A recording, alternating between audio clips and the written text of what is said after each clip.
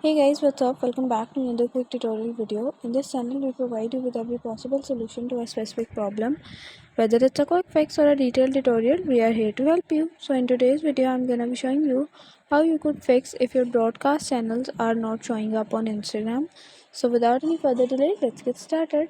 First of all, you have to make sure that you are using the up-to-date version of the Instagram. For that, swipe to the right, head towards your Play Store, and in the Play Store you have to simply tap on the search bar at the bottom. Tap on the search bar and search for Instagram. Here you have to make sure that the Instagram app is fully updated, because updating the app usually fix all the bugs and glitches inside the app. Once the app is updated, go back, head towards your settings. In the settings, you'll scroll down a little bit, you'll get the app. Simply tap on that apps. From the app, simply search for Instagram. Once you're on the Instagram, simply tap on stories and cache over here and clear out the stories and cache for Instagram.